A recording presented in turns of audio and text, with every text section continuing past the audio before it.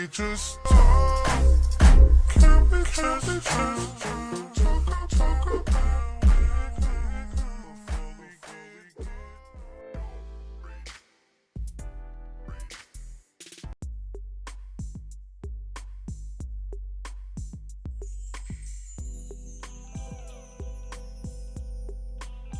What's going on, everybody? Thank you for tuning into my channel. It's your girl Nesha here, back in the cut once again. Today we're going to review Basketball Wives. This is season 8, episode 7. Y'all, let's go ahead and get right into this thing. Let's start with Jen and the fact that Shani feels like Jen is 95% responsible for the way that LaQuisha, aka Malaysia, acted when they were in Amsterdam, and she picked up the table and she threw it at Jennifer. Remember, all of that stemmed from the fact that Jennifer told her some information. I believe it was about maybe Evelyn or Shani, I can't remember. But anyway, Jennifer gave her information, and Jennifer said, you know, it was for you to do whatever you want with it. Well, Malaysia got in her feelings because she felt like Jen gave her the information, like fed her bait in order for her to go back and start mess. Here's the thing with that. When a person gives you information, it's completely up to you what you do with that information. She didn't feed you anything like you were a dog and told you to go, you know, give it to somebody else. She didn't use you as a puppet that y'all like to say that Cece and Byron is using OG as. She didn't do that. She told you some information. Yeah, we all know Jennifer is messy. She told you information. It was up to you whether you took it to, you know, spread mess, continue to push these rumors, or for you to lay it to rest. You chose not to do anything with it. So why is Jen 95% responsible for the way that you reacted? I don't get that, because it was your choice on what you did with the information that she told you, and it was your choice to pick up that table and throw it at the girl. You just mad because now you have been coined LaQuisha because of the way you was acting ghetto out there in Amsterdam. I don't agree with that. I do not agree with you saying that Jen needs to take responsibility as far as like 95% and then Malaysia is like the other 5%. Hell no.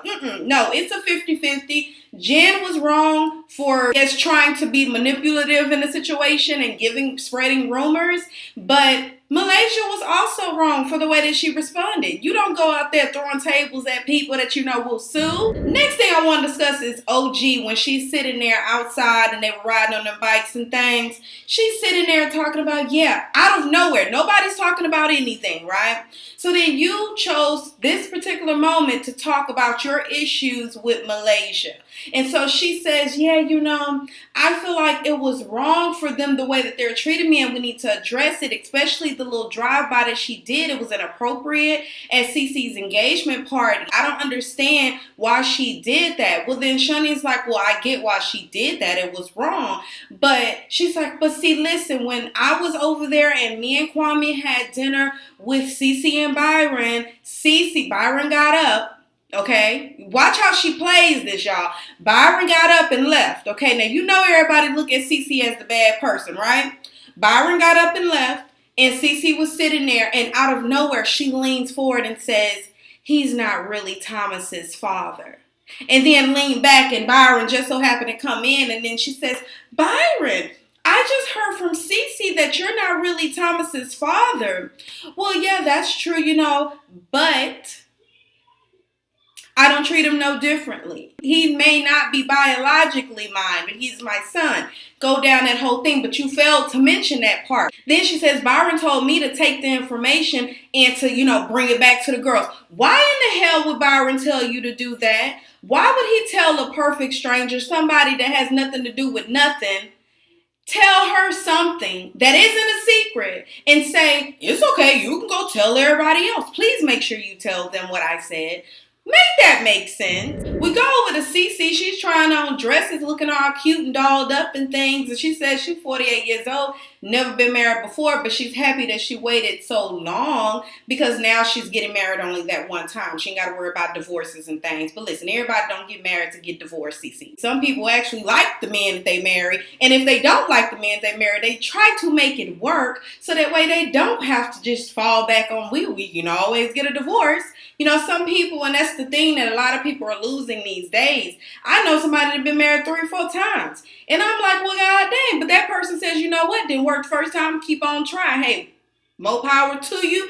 To each his own. London and Kristen won't be at the wedding. And it's unfortunate because that is his family, and you would hope that people will be adults and put their differences aside and come for the greater purpose, which is two coming together united as one. But instead of them doing that, they choose to continue to be pissed off at Cece dinner with the ladies, and Feby makes it known that she does not like this bougie version of soul food that these chefs decided to prepare. She says she walking around, everything looked like vomit, and she's not interested. So she's going to Uber Eats because she is #unimpressed. OG blessed the food, and she says it in her language, and then she said something that sounded like Jackie Christie, and I was looking like, why are you only praying for Jackie but nobody else? But apparently in her language, it's Jesus Christ sounds like Jackie Christie, okay? So I was like, okay, girl, clear that up, because it looked like you only praying for one. So right after blessing the food, OG didn't hesitate to go right into this bull crap regarding Cece. Now, Cece isn't here to defend herself or to back up what you're saying, okay?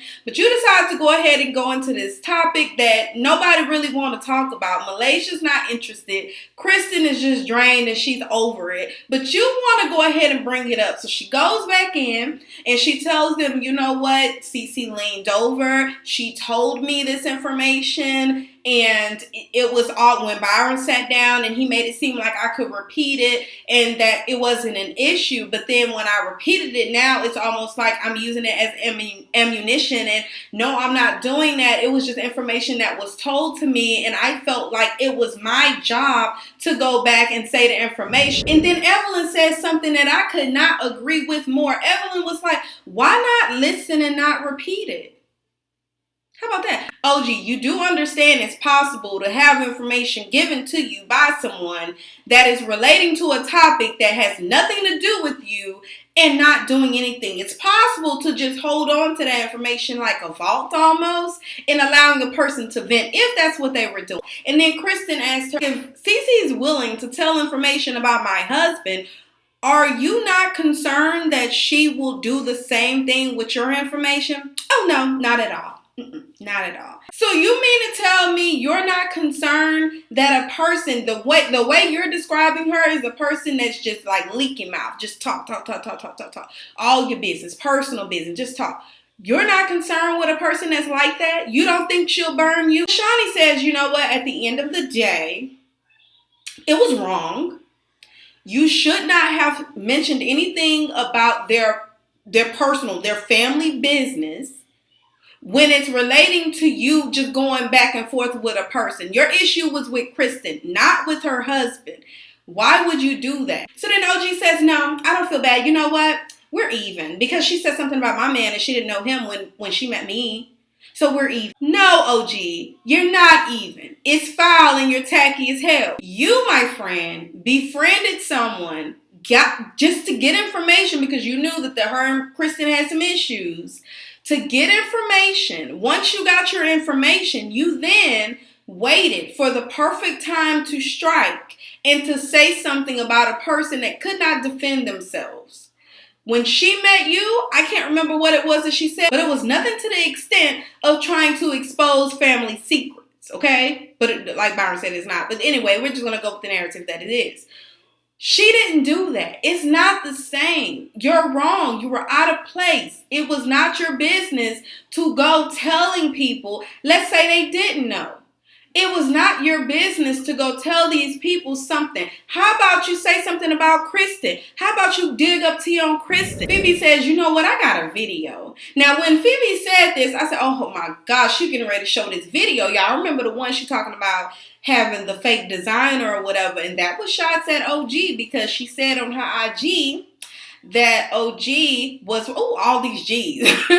But she said that OG was wearing fake, I think it was Louis Vuitton or something like that.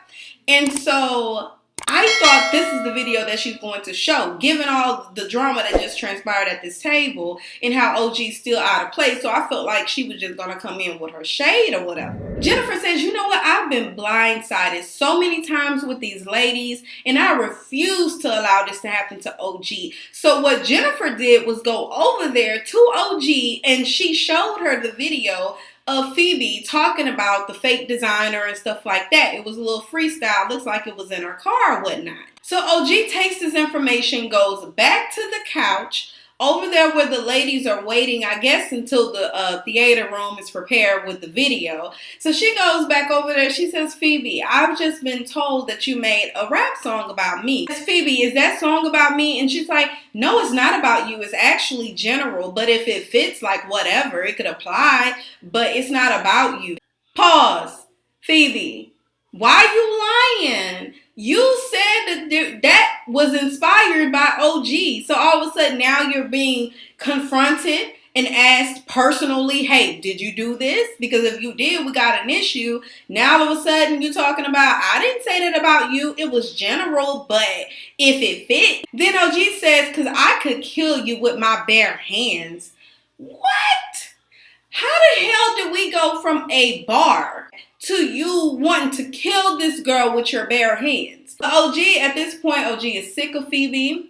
Feby do a whole lot of this. And OG said, you know what? Now, that's one thing I'll give OG. I believe OG will hurt somebody. I believe OG will hurt somebody. Girl, you literally threatened this girl. You threatened to kill this girl all behind one bar. So Feby reveals this video that she's been working on like all this time, right? And so I'm like, okay, so this is going to be good. It's a vibe. You know, why you lying type situation. Okay, which, by the way, I feel like it applies to you because you know you lying when you said that that bar was not about OG. But let's continue, right? Let's carry on. So in her defense, she's a new artist. They all have to start from somewhere. But I just felt like she would come with it a little bit more. I didn't think it was going to be something that I could literally shoot myself. You know, I was like, girl, all you doing is standing in front of a car and doing that. But whatever, we all got to start from somewhere. So Byron and Cece sitting on the bed and they were talking about, you know, she went to go look at her dress or whatever, right? And how she's just very excited. Her mom is super excited, been sending her all types of dresses, flowers, and all that good stuff because it's her daughter's first wedding. And she's like, you know what? I really would like you to sit down and speak with your kids. I don't want to continue to allow this to go on. Like, I just want y'all to fix it. Do what y'all can because it's making me uncomfortable. And I love that. I said, okay, Cece, I see where I see you trying to do something because everybody like to say that Cece just wants Byron to herself and that she just doesn't care because that's her whole agenda. And I don't think so. I think Byron, as he said when he was sitting on that bed, Byron was like, look, I don't care. It's just me and you, F everybody else. Meaning his kids. Everybody else. Kristen, everybody else. He said it out his own mouth. And what did Cece say? No, I would really like for you to talk to them because I don't want these issues. You know, I really don't want these issues. But nobody's going to ever, blame Byron. Nobody's going to take it to Byron. Nobody's going to say, you know what, Byron, you was wrong for that. They're going to continue to blame Cece no matter what Cece does. So another thing I want to talk about is baby Kenzie. Now, we go over to Thomas and Kristen. They're sitting in the house, so she's back from the trip. Now, what I noticed, I couldn't even pay attention to what they was talking about because I'm looking at baby Kenzie. I was like, what in the hell happened to Kenzie's hair? I thought she had some, I don't know, maybe I'm just tripping, but the last time I saw Kenzie, I thought she had some full, little plaits or whatnot. But them things look like she been stressed out. See, all of this stuff that y'all got going on, y'all stressing baby Kenzie out, honey. As I'm trying to listen to what they're saying, but then I keep seeing baby Kenzie running around and pulling on her mom and stuff like that. Before you knew it, her hair, you know how kids are, their hair starts coming up and things like that. Like kind of like how mine is right now. I need to take down.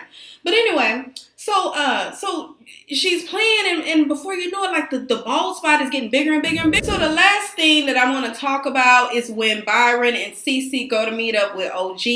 And, they're basically just talking about everything that transpired and how, you did tell me and you said it was okay to talk. And Byron responds, yes, I said that, it wasn't a big deal. It's not a secret. Yet he is still my son, regardless whether he's biologically my son or not. And then she's like, yeah, but where did this whole ammunition thing come from? And he's like, I really don't know. But they play a flashback of Malaysia using the ammunition word. I believe is how they did it. Or maybe I can't remember how they did, but anyway, the ammunition word came up, and the reason why it came up was because it looked like that's what you did. You held the information, and then you used it, you weaponized what you knew about Thomas in order to hurt Kristen, which was crazy. But anyway, she's just like, that just wasn't what it is. I just said the information or whatever. I don't really care at this point. This man has said several times, we're in episode 7, I probably heard about 20, where he said, at the end of the day, it's still my son, so I don't care about any of this other stuff. Cece is looking beautiful. She is actually fasting, so she asked for some hot water, I believe, so that she can drink while they eat. I was like, girl, does that work? Because if it does, your girl needs to do that, because I need to lose a few pounds, honey. That's pretty much it, y'all. That's all I have for y'all. Get into the comments. Let me know what you thought about this episode. And until next time, bye. Yeah, low key and maybe high key. I been peeped that you like.